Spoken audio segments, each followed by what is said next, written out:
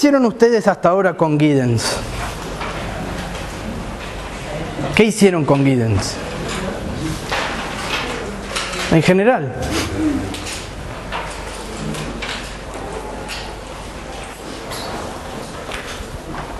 Nada. ¿Usted qué hizo con Giddens? Sí.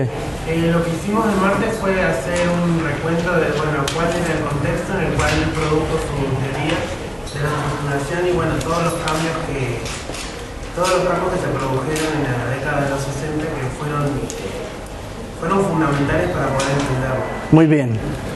¿Te acordás algunos de esos cambios? Sí, hablamos del tema del movimiento negro, también hablamos del tema de la contracultura, los movimientos contraculturales. Bien. Todos esos temas. Todo ese contexto sociopolítico y cultural de los 60, 70 que da lugar a este tipo de teorizaciones. Bien, ¿qué más?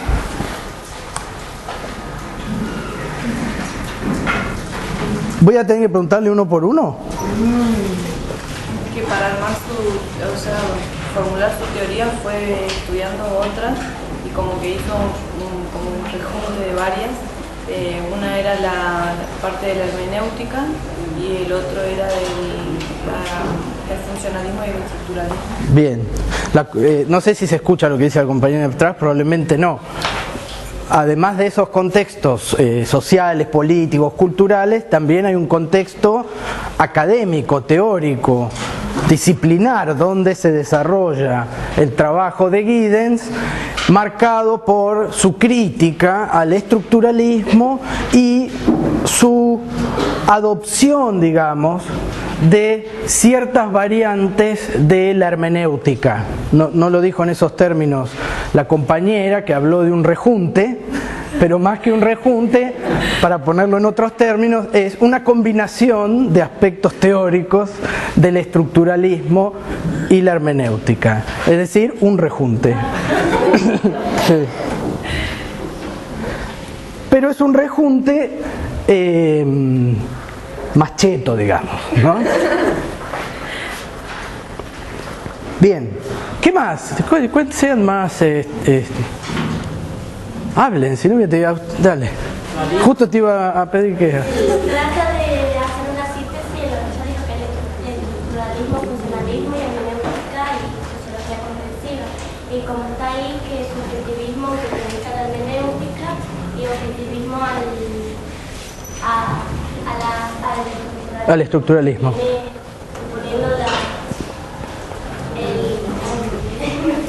Vas bien, vas bien. El objetivismo tiene un todo social, que domina el individuo, y el subjetivismo que es sujeto, tiene un subjetivismo. Muy bien. Y él trata de hacer como una síntesis entre estas teorías, porque dice que el estructuralismo pone reglas y recursos al individuo, pero que el individuo puede cambiar.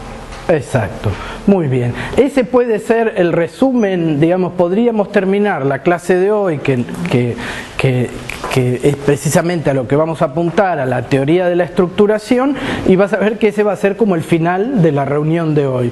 Cómo llegar a esa conclusión que vos expusiste muy bien recién. Sí. No, un aporte esencial que va a hacer aquí va a ser el concepto de agencia, ¿no? Muy bien. ¿Y qué significa agencia? Es una actitud para poder cambiar o modificar y de esa forma influir en los procesos preestablecidos. Bien, en esos procesos preestablecidos que implican reglas y recursos de los que hablaba la compañera recién. Muy bien, bueno, como verán, ya saben todo lo que tienen que saber de Giddens, así que pueden irse cada uno a su casa. Yo también. Nadie sabe en Linux cómo se hace para que eso se vea más grande, ¿no? Para ver las diapositivas.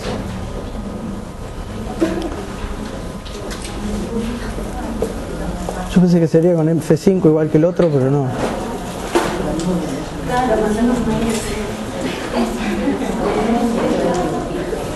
Bien. ¿Se alcanza a leer ahí? No, ¿no?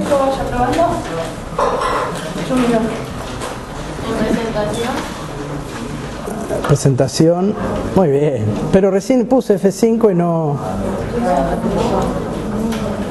anduvo. Bueno, lo dejamos así porque no anda y yo les voy contando. ¿Se alcanza a leer del fondo o está muy chiquito? ¿No qué? ¿Se alcanza a leer? Gracias, listo.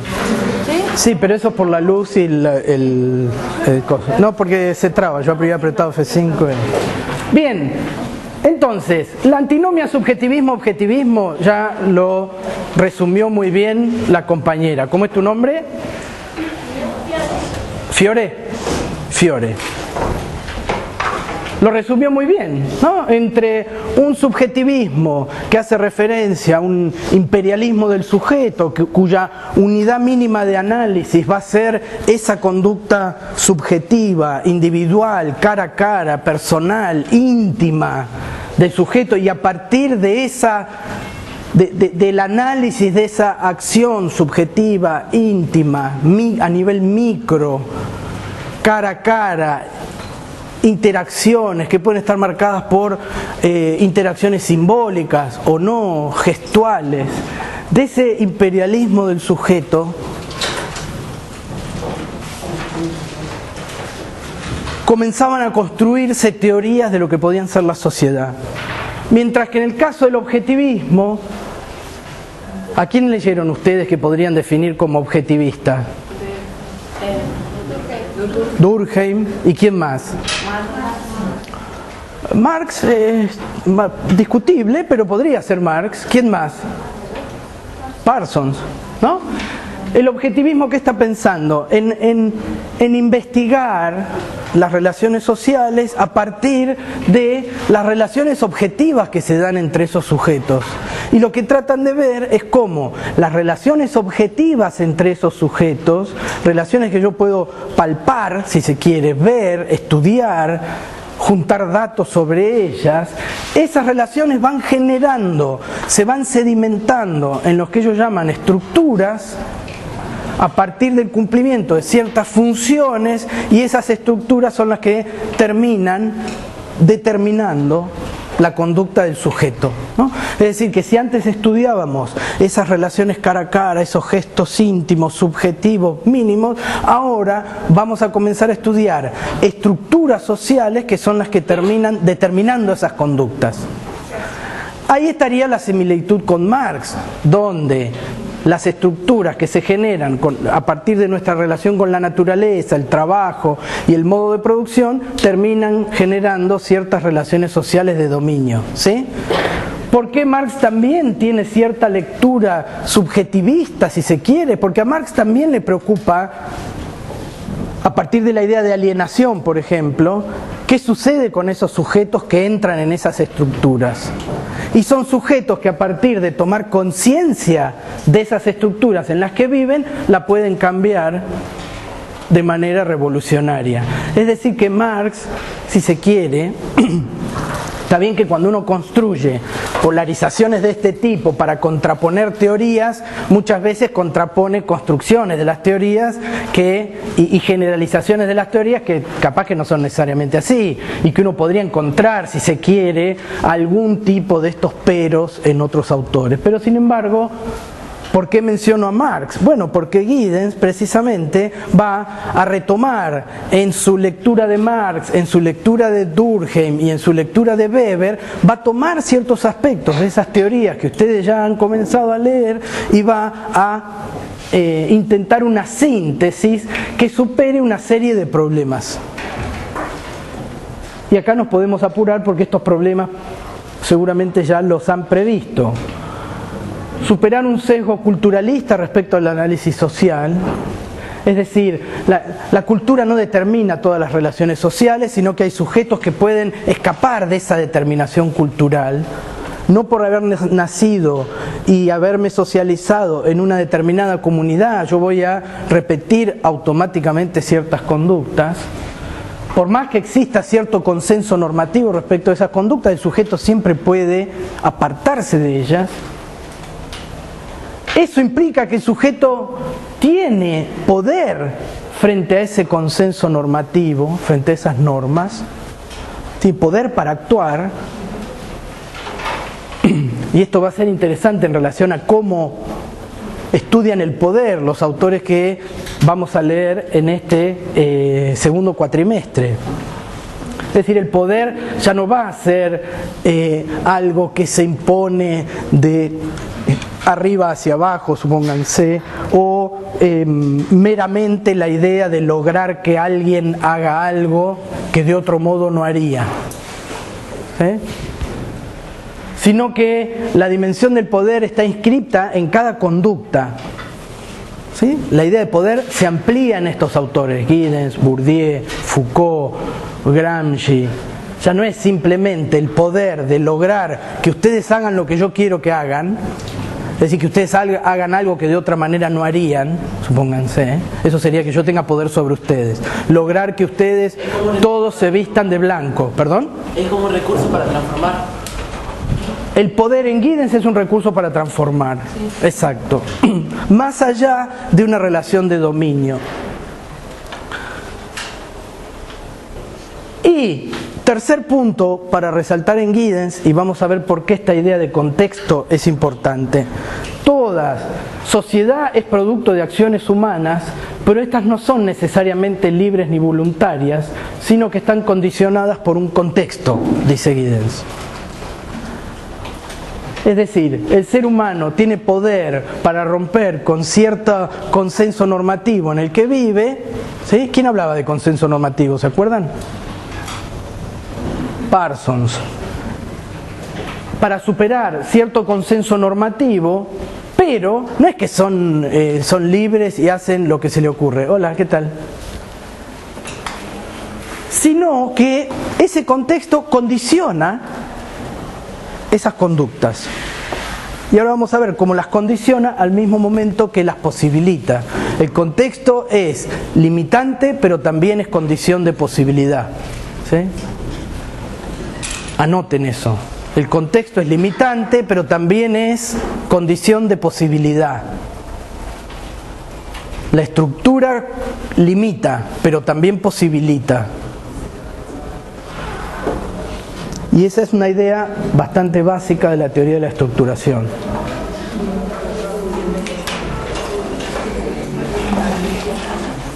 Como ustedes ya vieron en otros teóricos y en los prácticos el gráfico sobre la acción en Giddens, ¿no es cierto? La recursividad de la acción, ¿sí? La figura 1 del texto, esa. ¿Sí? ¿Sí o no? No es muy difícil la respuesta. ¿No? Bueno, ahora vamos sobre eso. El contexto. ¿Me detengo en esto entonces? El contexto. Usted piensa en cada conducta que realizan, cada decisión que toman. No existe una forma de explicar esa decisión, ¿no? ¿Por qué tengo la pareja que tengo? Supónganse. ¿Por qué tengo la pareja que tengo? ¿Por qué? Porque mi pareja es corta de vista, ¿sí? ¿Quién dijo eso? Ojo, ¿Por qué tengo la pareja corta de vista no? ¿Por qué tengo la pareja que tengo? ¿Qué les parece? ¿Qué explicaciones pueden dar a eso? Porque la queremos, pero ¿por qué la queremos? Porque la eligió. Porque la elegí. Bien. ¿Y por qué puedo decir por qué la elijo? No le queda otra. Única opción. La conocíamos de hace más tiempo. Con esa persona tenemos cosas en común. ¿Qué más? No sé, podría ser otra respuesta. ¿Por qué la elegiste? Y la verdad no sé. Acá estoy. ¿No? Pero fíjense que todo todas esas decisiones simples y un poco en chiste que estamos haciendo ahora, hacen a una acumulación de acciones anteriores. ¿Por qué la quiero? Bueno, ¿por qué la quiero? ¿Por qué la elijo a esa persona? Bueno, porque se parece a alguien que quise en otro momento, o porque no se parece a alguien que quise en otro momento, ¿no? O porque nos encontramos en un momento propicio ambas personas y ahí nos juntamos, qué sé yo. Es decir, hay un montón de consecuencias de conductas previas, ¿sí?, que se van acumulando y son a la vez consecuencias de mis conductas, pero también son las condiciones para mi próxima conducta. ¿Sí? Yo me enamoro de Guillermo, ¿sí? Lo elijo porque lo amo. ¿Qué más dijeron ustedes? Lo amo, tenemos cosas en común, la universidad, el instituto, es alto, lo cual es otra vez, tenemos cosas en común, somos altos, ¿sí? Ahora bien, todas las conductas que ambos tengamos en relación a nuestra pareja van a determinar, por ejemplo, si decidimos casarnos o no. ¿Sí? Si yo empiezo a ver que Guillermo sí es muy alto, tenemos muchas cosas en común, pero es amarrete, supónganse, lo empecé a pensar. Es decir, que los efectos de nuestras conductas, las consecuencias de nuestras conductas mutuas van a ser la condición para nuestras próximas conductas. La forma en que nos comportemos en esa relación de pareja prematrimonial quizás va a depender de tomar la decisión de institucionalizar esa relación en un matrimonio. Es decir, que son mi conducta hoy, la conducta hoy de no invitarme al cine de Guillermo, sino hacerme pagar mi entrada, es consecuencia de su conducta, pero a la vez va a ser condición de que yo no me quiera casar con él, ¿no? Entonces, las acciones son recursivas, ¿sí? Y esa recursividad se va acumulando en un contexto que después va a generar condiciones de posibilidad, ¿sí?, para que otras cosas sucedan y otras cosas no sucedan. Esto parece una idea muy simple, pero es interesante siempre pensar en el momento del análisis que toda forma de estructuralidad, que toda forma de estructuración, y ahora vamos a ver qué es una estructura, etcétera, siempre es relativa. Siempre es relativa. Y eso lo está mostrando muy bien Giddens. No hay forma de estructuración y forma de regulación, de regular la vida social que sea completa, suturada y totalizante, digamos. Siempre es relativa. Después va a haber distintas formas de tratar esa relatividad y de tratar esa figura de sujeto que se da cuenta que sus propias acciones van cambiando el contexto y que puede hacer unas cosas sin otras. Eso sí va a cambiar, pero en general la teoría social hoy acepta esa idea de relativa estructuralidad, esa idea de estructuración que después va a tener Giddens. Ahora bien, fíjense, al momento de la decisión de formar una pareja y después formalizarla en el matrimonio, dos personas ponen en marcha una nueva relación. Sin embargo, también reproducen, generalmente de modo inconsciente, va a decir Giddens, reproducen grandes estructuras sociales. ¿Cuál sería la gran estructura social que estaríamos nosotros reproduciendo en el caso de formalizar una relación de pareja y casarnos? ¿Cuál es cómo lo describirían? ¿Cuál es la institución matrimonial? Estructuralmente, ¿qué estaríamos reproduciendo? ¿Qué les parece? Porque el matrimonio ya es una institución, vamos a ir a esas diferencias, vayan guardando preguntas. Pero ¿cuál es la estructura que estaríamos repitiendo que no tiene por qué institucionalizarse en términos de matrimonio? Una pareja, una familia, una pareja monogámica, ahí después veríamos cuál es la especificidad de la pareja esa, ¿no? la pareja monogámica o la familia, como dice la compañera, etcétera. Grandes estructuras sociales que después pueden ser o no institucionalizadas. Esas estructuras, por su parte, estructuran la acción, la ordenan, la permiten, la facilitan, pero también la limitan, traban y seleccionan. Comparación con Marx que ya hicimos en relación a cómo nuestra relación con la naturaleza también genera estructuras que terminan determinando nuestra conducta, ¿sí? Generan, por ejemplo, relaciones de producción en lo cual hay alguien que es dominado y otra que es dominada. Eso es lo de reduccionista de las instituciones. ¿Cómo? ¿Eso sería lo de reduccionista de las instituciones? ¿Por qué no? Creo que no, pero no sé bien de qué me estás hablando con lo de reduccionista. Por ejemplo, acá en el texto que Sí. dice... ¿Cómo? ¿Por qué? ¿No sabes leer? Seguro que sí. Ya lo leíste, o sea que... Pero explícalo, no importa. Bueno, en la que dice que una de las concepción reduccionista de las instituciones que desea demostrar que ellas tienen un fundamento en el consciente, omite conceder espacios que convienen a la operación de fuerzas sociales autónomas.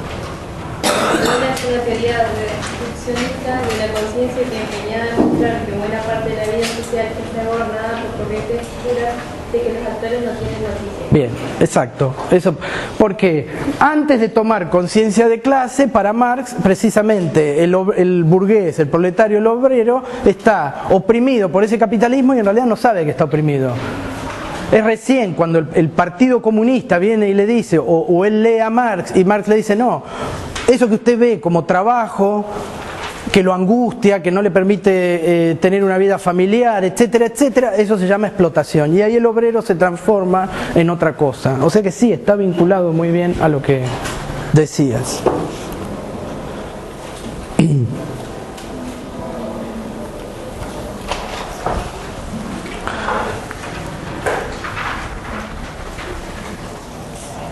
Alguien habló de agencia recién, ¿no? ¿Cómo es tu nombre? Juan. La agencia humana. No somos títeres, no somos marionetas que las estructuras nos van manejando y haciendo que nos comportemos de una manera y no de otra, ¿sí? De eso se trata ser agente, de no ser un títere, de no ser una marioneta. E implica para Giddens una idea de reflexividad. Es decir, somos agentes en tanto tenemos capacidad de reflexionar sobre nuestras propias prácticas y sobre las prácticas de los demás. Ese registro reflexivo es central. Porque la idea de agencia va a ser aquello que permite después que nosotros podamos tener cierta conciencia de lo estructural para intentar cambiarlo, por ejemplo. O que podamos reconocer cómo en el pasado cambiaron ciertas estructuras sociales. O imaginarnos cómo sería un mundo donde no existieran ciertas determinaciones estructurales. Sin agencia, sin esa capacidad de registro reflexivo, no existiría la posibilidad de pensar en estructuración, sino que viviríamos en un mundo completamente estructurado. Un mundo casi de robots, donde ya no tendríamos que argumentar, no tendríamos que dar cuenta, no tendríamos que legitimar lo que hacemos, sino que simplemente interactuaríamos como objetos. ¿Sí?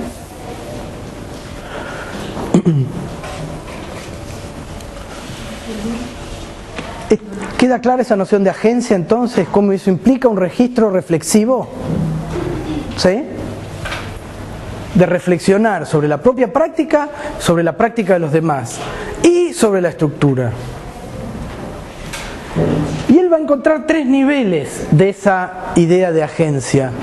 y de esa reflexividad que ahora van a estar en el gráfico que les muestro, pero que son estos tres: una conciencia discursiva, una conciencia práctica y el inconsciente. Al momento de actuar, yo puedo explicar lo que hago, o puedo creer que puedo explicar lo que hago, que tomo la decisión de formar una pareja. ¿Sí? Eso sería una conciencia discursiva. Yo puedo poner en palabras aquello que estoy haciendo, y aquello que hacen los demás, y aquello que estructura mi vida. Pero también hay momentos en que yo sé hacer cosas, aunque no las pueda poner en palabras. Es decir, tengo lo que Giddens llama una conciencia práctica. Puedo hacer cosas, pero que no necesito explicarlas. Y quizás no las puedo explicar. ¿Por qué el colectivo se para con este gesto y no con este gesto? ¿Por qué se para así? ¿Alguien para un colectivo así? ¿Usted cómo para el colectivo? ¿Así? ¿Por qué? Porque me enseñaron de chica eso. Porque le enseñaron de chica. ¿Sí? ¿Se puede explicar eso entonces? Salvo que sea por el uso y la costumbre. No, hay cosas que sabemos hacer y que quizás no las podemos explicar. Y que no necesitamos explicarlas. ¿Por qué una flecha es un símbolo para la dirección de algo? Así nos vamos acercando a la idea de regla y recurso. ¿Por qué, si yo voy buscando, supónganse que yo necesito encontrar esa puerta, que es la puerta del baño, ¿sí? Y yo veo un cartel acá que dice baños y una flecha que indica para allá. ¿Por qué la flecha es indicativo de dirección? ¿Alguien sabe? Sí, pero ¿por qué? No se sabe. Y tampoco necesitamos saberlo, ¿no? Porque son reglas que se aprenden en el uso. Me lo enseñaron así, dijo la señorita, la otra señorita dijo porque sí. Entonces también hay conjuntos de destrezas, saberes prácticos que quizás no podemos explicar, ¿sí? Y muchas veces uno sigue una regla como la de ir hacia donde marca la flecha, ¿sí? Pero sin poder explicar por qué eso es una regla.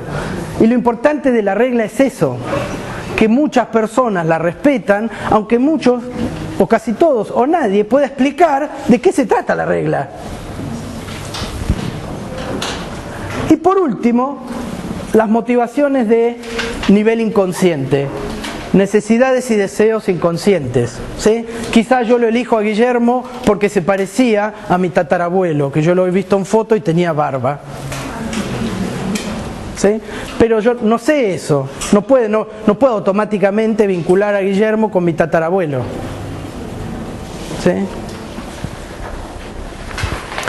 O quizás no vi fotos, sino que me contaron cómo era mi tatarabuelo. Entonces, ese tipo de motivaciones inconscientes también existen y Giddens obviamente las va a tener en cuenta para explicar esa acción.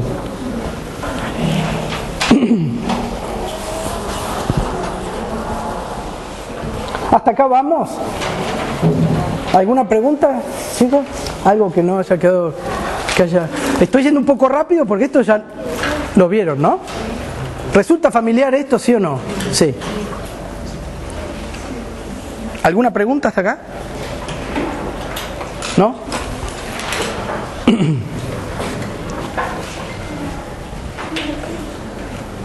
Bien. Como decíamos antes, los efectos que tiene una acción, buscados o no, se van a transformar en las condiciones para la próxima acción, la próxima conducta. Es decir, que nosotros siempre ¿te saco otro mate? Sí. Siempre al actuar cambiamos el estado de cosas existente. Por más que por más que con nuestra conducta reproduzcamos ciertas estructuras, esa reproducción, esa repetición nunca es igual a otras. siempre va a tener algo diferente. Si no fuera así, de ahí que la idea de repetición esté asociada a la idea de diferencia. Si eso no fuese así, nunca cambiaría el mundo y nunca nosotros podríamos cambiar absolutamente nada, ¿sí? Simplemente, de nuevo, nos transformaríamos hubiésemos sido, seríamos autómatas, ¿sí? Que nuestra vinculación sería mucho más automática. Sin embargo, el mundo cambia y nuestras conductas, por más repetitivas que sean, siempre hay algo que es distinto. Por lo tanto, nosotros recreamos nuevas condiciones de manera consciente o inconsciente, de manera práctica o de manera discursiva. Siempre estamos creando y recreando el contexto. La acción produce lo nuevo.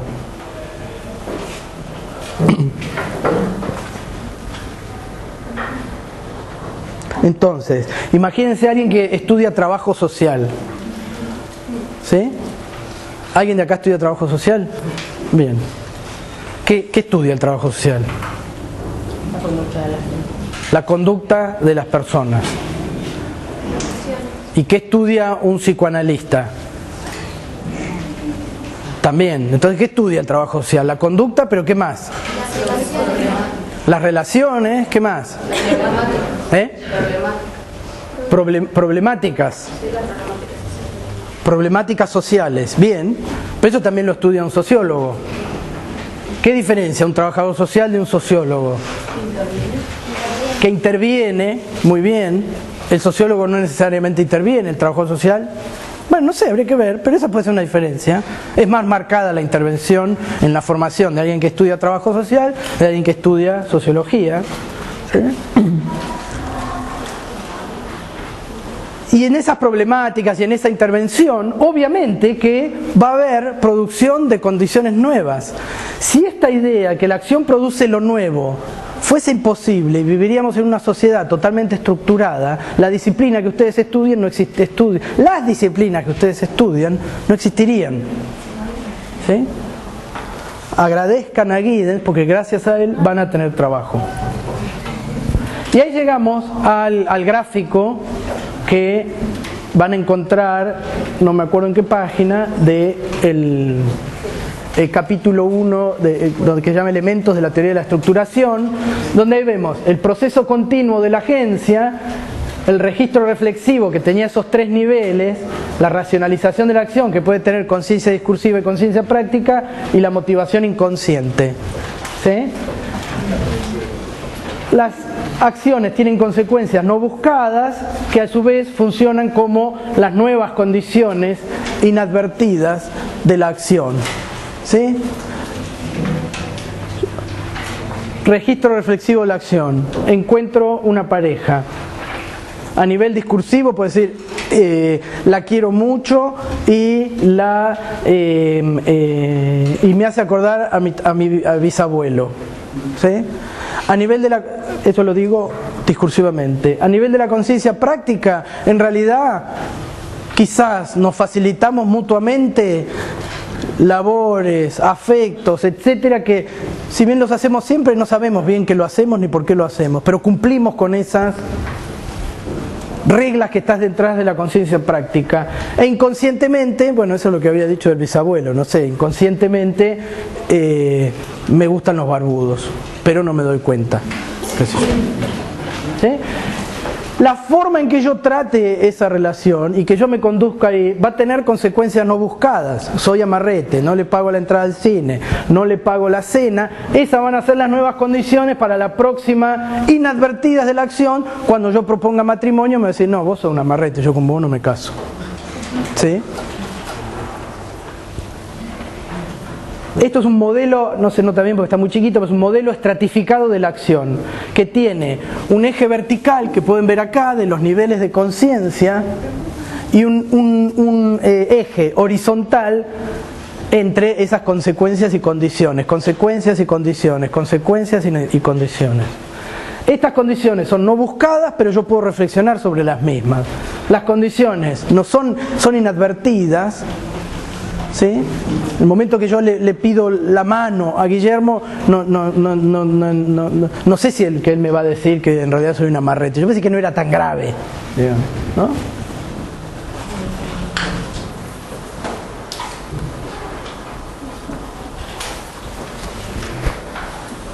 ¿Qué hora es? Las 3. ¿Dice las 3 o yo las 3? Sí.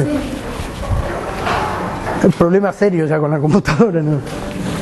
Bien, antes de hacer un breve corte, para comenzar a hablar sobre la idea de estructuración, piensen en la idea de práctica docente, de dar una clase, ¿sí? Y piensen, incluso uno podría pensar en eso, pero podría pensar en cualquier práctica, ¿no? La práctica de alguien que estudia trabajo social, la práctica de alguien que estudia educación, ciencia de la educación, la práctica de alguien que estudia comunicación, turismo, etcétera. Son procesos continuos esas prácticas. La intervención de alguien que estudia trabajo social no es voy hoy y después no voy, es todo un proceso de diagnóstico, corríjanme, yo no trabajo, no soy trabajador social, pero supongo, de diagnóstico, de buscar estrategias de intervención, de evaluar resultados, de volver a repetir la experiencia en base a esa evaluación, un nuevo diagnóstico, si persiste el problema, si no persiste, no sé, uno se lo imagina así. Es decir, todo un proceso continuo donde la persona que trabaja de eso y también la persona que está siendo objeto de la intervención ve limitada su conducta, ¿sí? Sí, yo no puedo hacer un diagnóstico como a mí se me canta, tengo que seguir ciertos protocolos de diagnóstico, supongo, ¿no? No voy a decir lo que se me ocurre. Tengo que tener un proyecto de diagnóstico, supongo, que me vaya guiando qué tengo que mirar yo en un caso específico y qué no tengo que mirar tanto. ¿Me equivoco? No. Es decir, que va a haber ciertas estructuras que van a estar limitando mi conducta, pero al mismo tiempo, si yo no tengo ese proyecto y si yo no tengo esa idea de diagnóstico, estrategia, intervención, estoy inventando, no voy a poder actuar de manera eficiente, precisa y solucionar un problema. Es decir, que ese proceso continuo de esa práctica va estructurando mi vida, la va limitando, pero también la va posibilitando. Todos esos procesos implican muchas acciones parciales. Ir al campo, relevar los datos, pensar un diagnóstico, ¿sí? Pensar en esa estructuración relativa en la cual está esa familia o ese grupo de personas, ¿no? ¿Qué pasado tiene? ¿Qué pasado laboral? ¿Qué formación educativa? ¿Qué ingresos? No sé. Es decir, que eso combina muchas acciones parciales que van a ir estructurando las conductas. Todas esas acciones, si yo las miro por separado, no me dicen nada en relación a la conducta de esas personas. Si yo voy a analizar un determinado grupo social, digo, ninguno fue a la escuela. Listo, no sirven para nada. No. Cada una de esas acciones no tienen sentido por separado. El sentido se los va a dar toda esa relacionalidad, todas esas relaciones que yo voy a ir buscando en ese proceso continuo entre esas acciones parciales. El sentido de cada una de estas acciones va a depender del todo. ¿Eso a quién les hace acordar? Ese organicismo, ¿a quién les hace acordar? A Weber, más o menos, ¿a quién? ¿Quién habla de la prioridad del todo sobre las partes? Comte, sí. ¿Y quién más? Que yo estaba pensando en Durkheim, ¿no? El organicismo durkheimiano. El desenvolvimiento de ese proceso no pasa inadvertido al registro reflexivo. Es decir, esa persona está atenta constantemente a todo eso que está sucediendo ahí. Tanto el objeto de la intervención como el sujeto que va a intervenir está reflexionando constantemente sobre esa propia práctica. Imagínense a alguien que hace trabajo etnográfico, ahora que va a haber un taller sobre etnografía a partir del lunes que viene, y al cual supongo ya los habrán invitado, pero los vuelvo a invitar, ¿no? Trabajo etnográfico es una metodología de acercarse al trabajo de campo en ciencias sociales que está muy vinculado a esa idea de relaciones cara a cara de las que hablábamos al principio, ¿no? De sentidos subjetivos de la acción. El trabajo etnográfico comparte mucho trabajo con la hermenéutica que ustedes van a encontrar en Giddens y con ese subjetivismo del que hablábamos al principio, pero de una manera particular, que no hace referencia a ese imperio del sujeto y a las críticas que hacíamos. Y va a haber una serie de lecturas los lunes, a partir del lunes que viene ahora, que les puede resultar interesantes para acercarse a esa metodología. Después ya les darán los datos de hora y lugar. Está en la página del módulo, sí. Sí, para exalumnos, pero en la sección de exalumnos está todo el cronograma. Cuando van a exalumnos, ahí hagan clic y va a encontrar todo. Esto depende de un saber hacer, de un saber mutuo, va a decir Giddens. La estructuración implica saber y hacer. Saber y poder hacer. Poder. De nuevo, palabra clave para entender la teoría de la estructuración. Todo este proceso continuo que combina muchas acciones parciales que no tienen sentido por separado y ante el cual el agente tiene un registro reflexivo, no es posible si ese sujeto no puede hacer ciertas cosas, y puede hacer ciertas cosas porque sabe hacer. Tiene ese conocimiento práctico.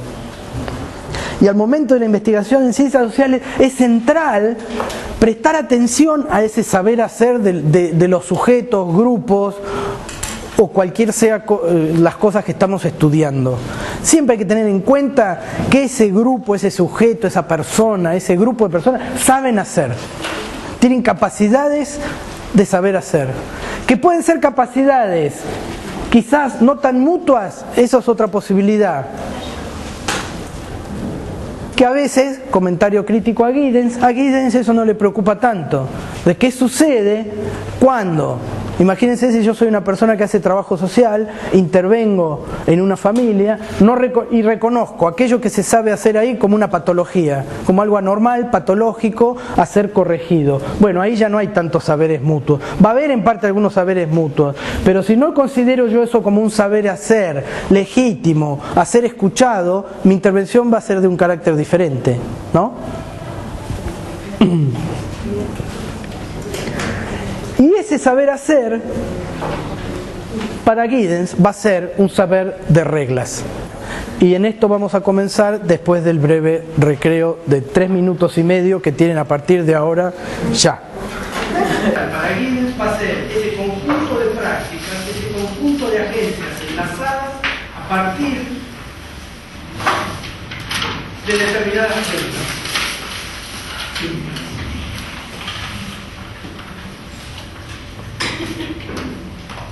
Esos sistemas sociales pueden ser estudiados objetivamente.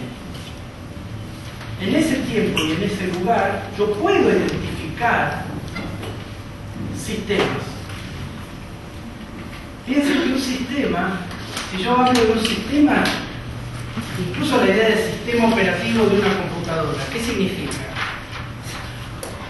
¿El sistema operativo de una computadora qué es? ¿Alguien sabe? ¿Qué? Es un conjunto de elementos relacionados entre sí que ¿qué logran en el caso de la computadora? Que funcionen. ¿Sí? Y ahí va a haber un montón de procesos interrelacionados que van a hacer que uno pueda hablar de eso de un sistema. Un sistema además no funciona una vez y después deja de funcionar. Para que exista un sistema tiene que haber cierta estabilidad en el tiempo de ese conjunto de prácticas. Cada vez que yo prendo la computadora tiene que funcionar. Es decir, que esos sistemas son empíricos y concretos. Uno puede identificarlos.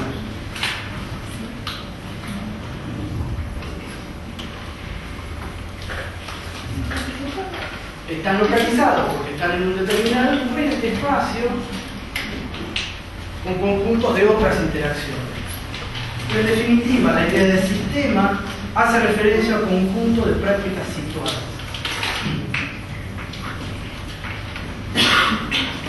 Ustedes van a encontrar que Fides usa la palabra interactivas en el momento en que habla de ese conjunto de prácticas interactivas situadas. Es decir, que son prácticas de agencias enlazadas, como dice ahí, donde se dan conjuntos de interacciones. Ahora bien, esas reglas y recursos que nosotros utilizamos para actuar, para llevar adelante esas prácticas que después pueden formar parte de determinados sistemas, esos conjuntos de reglas y recursos es lo que Giddens va a llamar estructura. Es decir, que un sistema social implica estructura.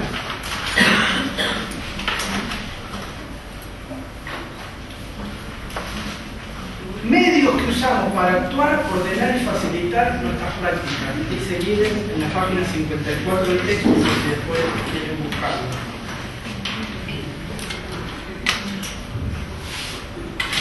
Ahora bien, si bien yo puedo identificar empíricamente sistemas sociales, yo puedo identificar un conjunto de prácticas que estén situadas en relación a la intervención en trabajo social. Puedo pensar eso como un sistema. Habíamos hablado de diagnóstico, estrategia de intervención y evaluación. Supónganse que son los 3 puntos de nuestra práctica como trabajador social. Yo puedo identificar un sistema en el cual esas prácticas estén enlazadas con una agencia estatal, que es la que me emplea probablemente y me envía esa intervención, una práctica que haga referencia al ingreso al campo, de cómo llegar a esa familia, cómo tener ciertas relaciones de confianza con esa familia, de ahí la importancia del trabajo etnográfico del que hablábamos antes. Y yo puedo identificar eso en tanto un sistema de intervención. Ahora bien, lo que yo no puedo muchas veces identificar, muchas veces no, lo que yo no puedo identificar específicamente son esas estructuras de reglas y recursos. Porque habíamos dicho que muchas veces son reglas que nosotros mismos no podemos explicar. Entonces, esos medios que usamos son más bien propiedades estructurales antes que estructuras, dice Giddens.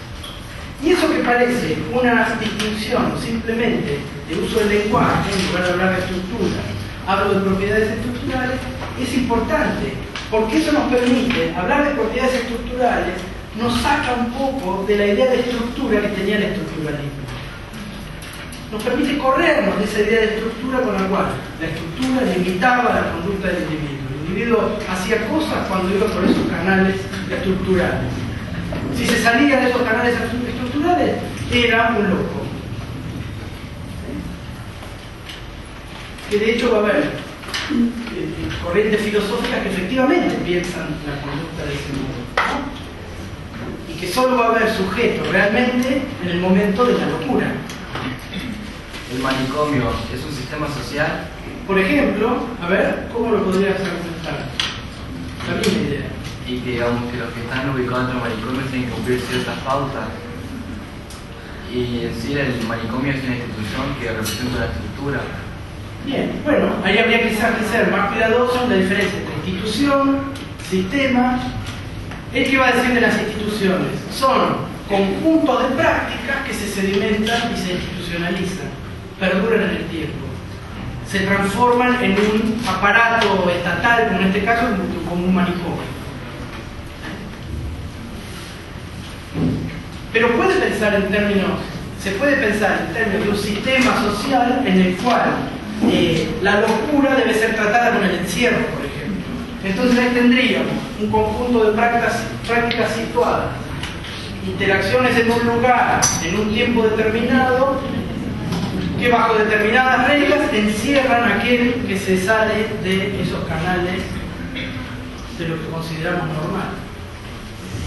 Y va a haber personas que dicen, eso que nosotros consideramos locura, en realidad es el momento en el único momento en que el sujeto realmente decide. Si no, todos seguimos el carril estructural, con la escuela, tenemos amigos, caminamos en dos patas, comemos con cubiertos. Pero ahí estamos siguiendo prácticas, reglas. ¿Por qué comemos con cubiertos? No sé. ¿Por qué hay distintos tipos de cubiertos en la mesa? Son reglas que no sabemos por qué existen, pero existen. Bueno, si un nene va a la escuela y empieza a comer con la mano, probablemente ya lo identifiquen como algo raro, ¿no? Anormal. No sé si lo van a cerrar en un manicomio, pero según la maestra va a. Entonces, en realidad es más apropiado hablar de seguido de propiedades estructurales que tienen los sistemas y no de estructuras. Y eso no es solamente un cambio en el uso del lenguaje, sino que implica también correrse de esa idea de estructura más fuerte que tenía la estructura.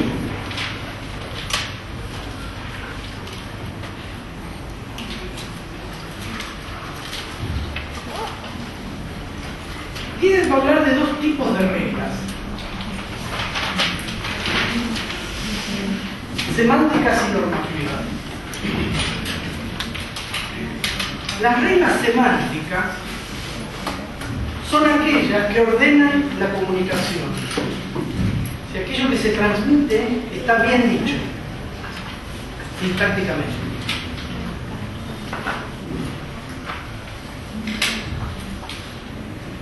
¿Qué tiene de particular esto? Bueno, obviamente que si el sujeto, el agente, está actuando en un determinado contexto, pero no está totalmente determinado por ese contexto, es decir, que puede reflexionar sobre ese contexto y cambiarlo, o reflexionar y ver de qué manera ya lo cambió, o de qué manera lo va a poder cambiar, etc. Evidentemente, ese sujeto tiene que conocer ciertas reglas para que su conducta sea entendida, comprendida. Tiene que compartir un lenguaje con ese contexto en el cual está actuando. Si eso no existiese, cada uno de nosotros tendría un lenguaje privado. Entonces, un lenguaje privado que implicaría que yo entro al aula y digo, bueno, tomen el currículum, que a partir del patatín traten de concentrarse en el fichaje del follaje de las plantas.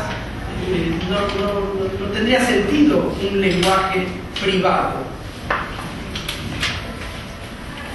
Es decir, que yo tengo que compartir esas reglas que ordenan la acción. Y él llama reglas semánticas. Y por otro lado, reglas normativas. ¿Qué hace una normativa? Una norma. ¿Qué hace una norma?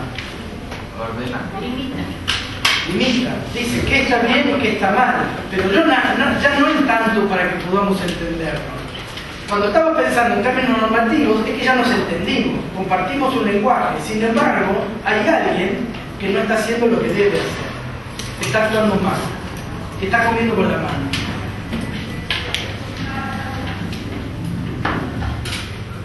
Si volvemos al ejemplo que íbamos a dar sobre la práctica docente, de pensar en la idea de dar una clase como una práctica, obviamente que seguimos ciertas reglas semánticas, esto que yo decía recién, no tengo un lenguaje privado, que hablo de cosas que no comparto con nadie, que yo las entiendo pero nadie más las entiende. La comunicación está ordenada y también hay ciertas reglas normativas que ordenan el hacer. Yo no entro acá insultándolos a ustedes, ¿no? O cuando ella dice algo incorrecto o el compañero sigue con el celular, voy y le pego un cachetazo para que deje el celular. Hay ciertas reglas que a veces las podemos explicar y a veces no, que hacen a esa normatividad.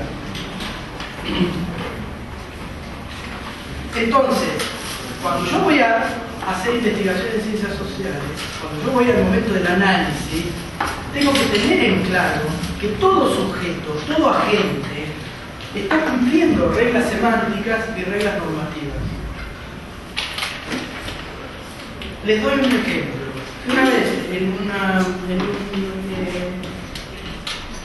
una jornada, en un congreso, había una persona hablando sobre el uso de la lengua en los sectores populares. Y esa persona lo que decía, la ciencia de la educación, decía que había una gran dificultad en esos sectores por poder expresar un argumento, dificultades para hablar. Es decir, yo no entendía lo que me decía esta persona. Es decir, que si yo voy a hacer investigación social, en el momento del análisis, si yo no asumo que ese sujeto está cumpliendo con reglas semánticas, que quizás no son las mías, exactamente las mías, pero todo agente que actúa en práctica, todo lo que dijimos recién, cumple reglas semánticas y normativas.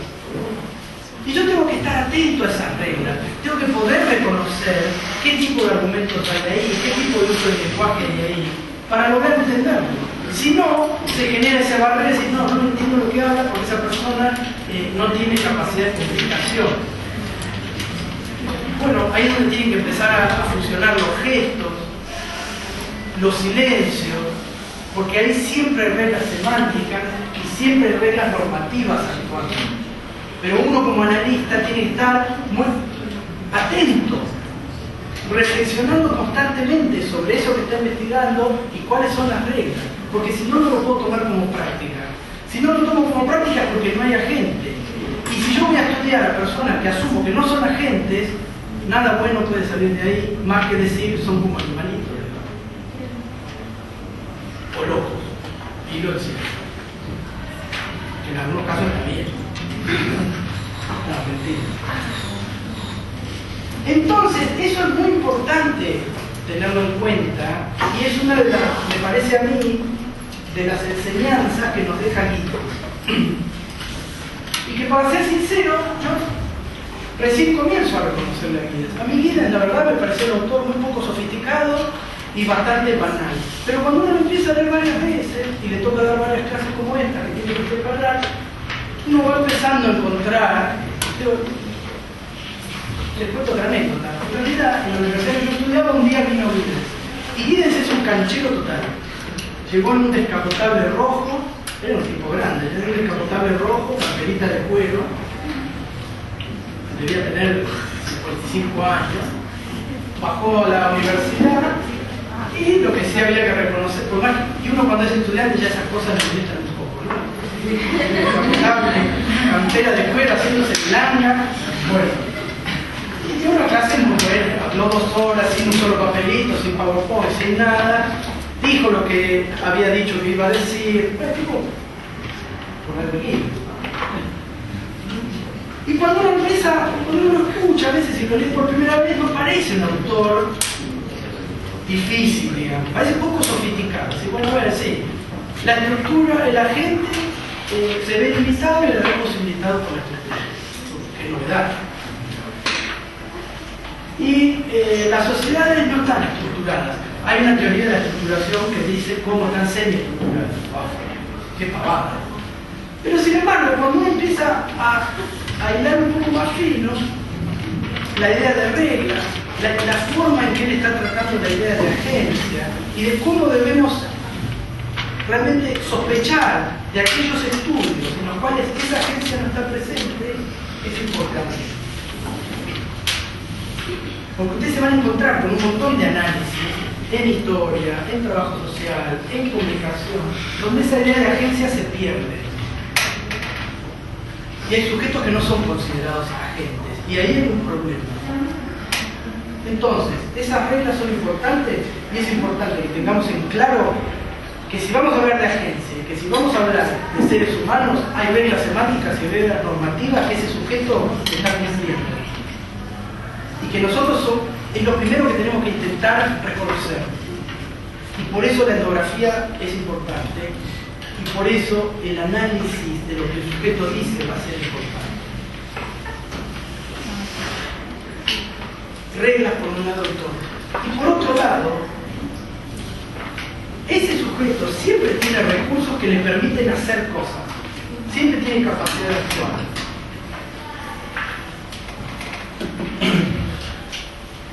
Puede usarla o no, hay contextos en que puede usarla sin saberlo, hay contextos en que puede usarla pragmáticamente para lograr resultados, hay momentos que puede preferir no hacerlo, pero siempre existen recursos que permiten que el sujeto haga cosas.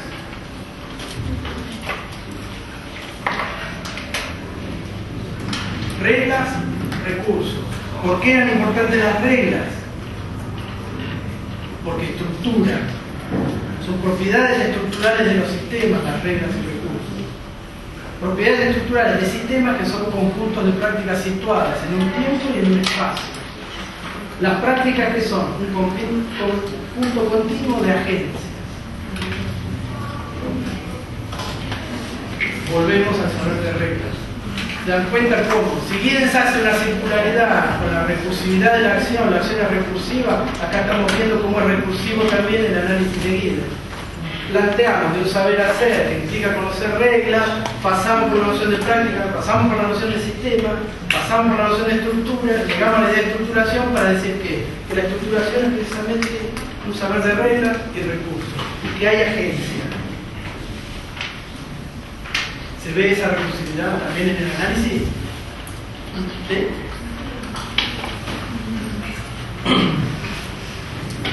Esos recursos también tienen un doble carácter. Recursos materiales, ¿cuáles son los recursos materiales que tiene ese sujeto? Plata, cosas, ideas, y organizativos, que hacen la relación con los demás. Mi tema de estudio, el primer peronismo en la provincia de Chubut. Uno puede ver cómo cambia la capacidad de actuar del sector del trabajo a partir del acceso a ciertos recursos materiales y ciertos recursos organizativos que se dan desde la Secretaría de Trabajo y Previsión en los años 40. Es decir, ahí cambian, las capacidades de actuar cambian. ¿Eso significa que antes no había ni materiales ni organización? No, había centrales obreras, había sindicatos, pero esos recursos materiales y organizativos cambian. ¿Sí? Y cambian, y pueden ser utilizados porque hay un sujeto que cumple reglas semánticas y normativas que estructuran su vida dentro de un sistema social que está formado por un conjunto de prácticas que son agencias enlazadas. Si tenemos que reconstruir todo el argumento. ¿Sí? Esta idea de poder, y a esto ya se referencia al principio, es importante en estos tres autores que vamos a ver en el segundo cuatrimestre, Giddens, Bourdieu y Foucault, porque lo que están mostrando es que el poder ya no tiene que ser tomado como algo bueno o malo, no tiene que haber una evaluación normativa, axiológica. Es decir, si es bueno o malo que haya relaciones de poder en las relaciones sociales. Poder hay siempre. Es inherente a la acción, es constitutivo de la acción. Y solo podremos entender eso y llevarlo a un análisis si atendemos a esta idea de recursos, reglas, agencia. Hay agencia porque hay un sujeto que cumple reglas y maneja recursos. Y eso es lo que le da poder. En toda acción hay poder porque el poder es constitutivo de la acción y por lo tanto va a ser constitutivo de las relaciones sociales. Otro punto que en Giddens quizás no está del todo explotado por los vivencianos. El poder es inherente a la acción, por lo tanto es inherente a todas las relaciones sociales. En todas las relaciones sociales que ustedes estudian, en las disciplinas que estudien, van a encontrar esas relaciones de poder. Porque el poder es lo que nos permite actuar.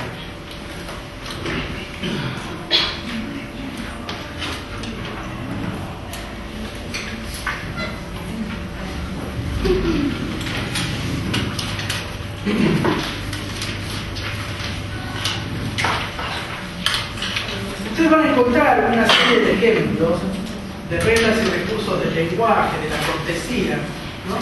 Hablamos un poco del lenguaje, hablamos de la idea de cortesía, por qué se ponen tantos cubiertos en la mesa, ¿no? Todo eso implica un manejo de reglas y recursos, reglas que, como la de la flecha que nos indica dónde está el daño, muchas veces no podemos explicar. ¿Por qué la flecha representa dirección? Y la flecha originalmente era un arma. ¿Por qué termina representando el lugar hacia donde tenemos que ir? ¿Podemos explicar eso? Y quizás alguien diga, bueno, en el uso y las costumbres. Bueno, pero ¿por qué se usa esa costumbre? Bueno, porque la flecha siempre va en una sola dirección, ¿no? La flecha no es un boomerang que puede hacer así y ir para cualquier lado, no. La flecha siempre va para un solo lado. ¿Y qué significa ir hacia un solo lado? ¿Por qué? Si yo puedo tomar distintos caminos para llegar a esa puerta, ¿por qué la flecha no es? Es decir, uno puede seguir infinitamente preguntando por qué. Y ese por qué nunca se termina. Hay un momento, obviamente, que me van a decir, pero déjate de joder, anda, si no vayas al baño, es decir, hay un momento del poder, ahora sí, del poder dentro de relaciones sociales, de la idea de dominio, que van a encontrar hacia el final del capítulo de líder, donde el manejo de las reglas y recursos también, ese desplazamiento infinito de por qué, se corta.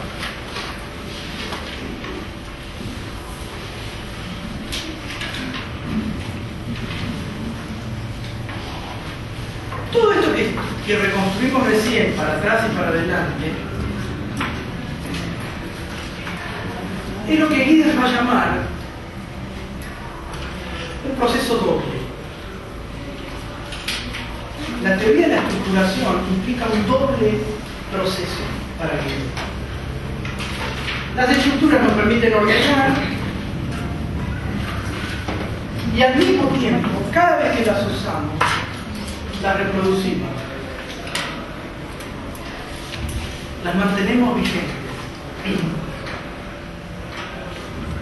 Las estructuras estructuran nuestra acción. Siempre presuponemos esas estructuras. ¿Qué eran las estructuras? Reglas y recursos. Presuponemos esas estructuras y al momento de volverlas a usar, las reproducimos. Es decir, que el sujeto es quien reproduce esas estructuras que utiliza. Y las reproduce siempre de manera distinta, pero del momento en que se sostienen en el tiempo y en un determinado espacio, son estructuras que perduran. Pero son siempre relativas, nunca son las mismas, al mismo tiempo que son siempre las mismas.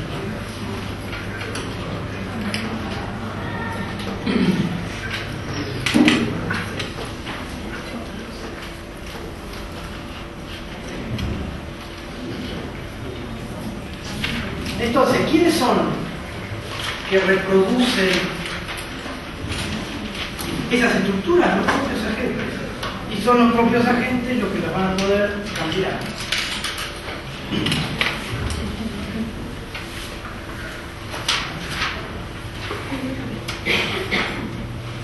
Eso es lo que Giddens va a llamar dualidad, ese doble proceso lo va a llamar dualidad de la estructura.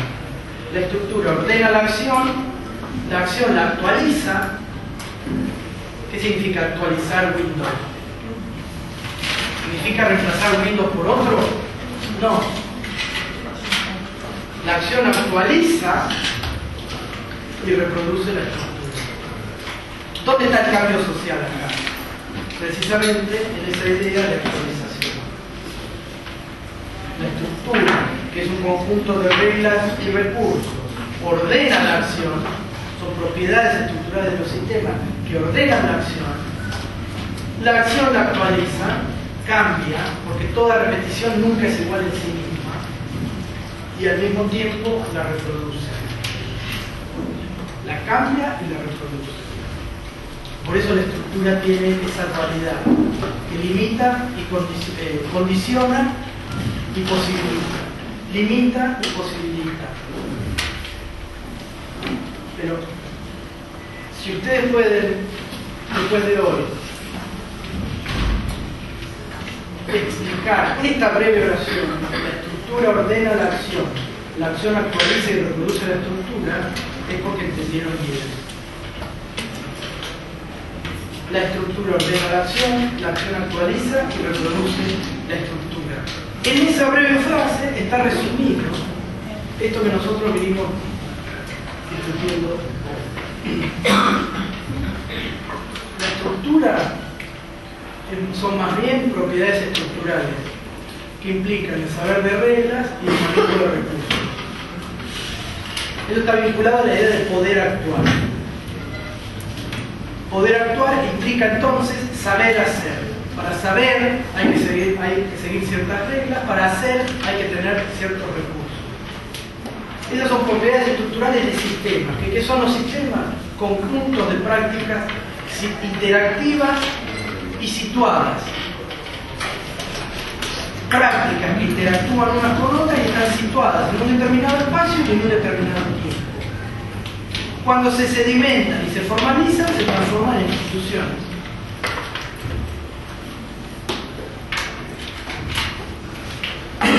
Esos sistemas sociales entonces son conjuntos de prácticas. ¿Qué son las prácticas? Enlazan agencias. ¿Qué es la agencia?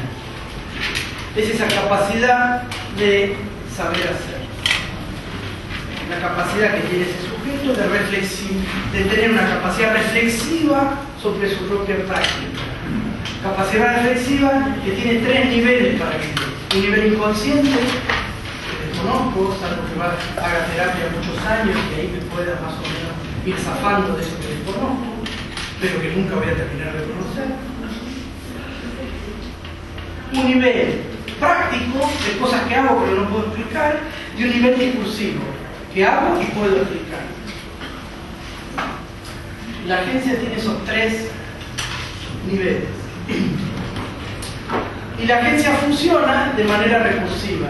Tiene efectos que no conozco, y esos efectos que no conozco son las condiciones inadvertidas para mi próxima acción. Es decir, que la acción es recursiva. Y en la actualidad entonces, y ahí podemos volver a la estructura que ordena la acción actualiza y reproduce la estructura. La actualización se da en esa recursividad, en las consecuencias no observadas, no esperadas, que son condiciones inadvertidas. Pero eso puede no ser así, puede haber consecuencias que yo advierta y actuar en consecuencia también, ¿no? Pero nunca voy a poder conocer del todo cuáles son esos efectos. Uno nunca puede estar seguro de qué efecto va a tener su conducta.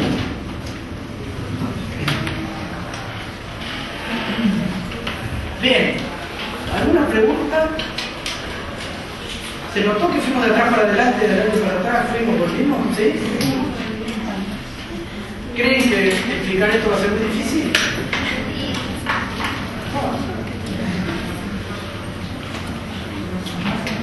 ¿Cuál es la dificultad?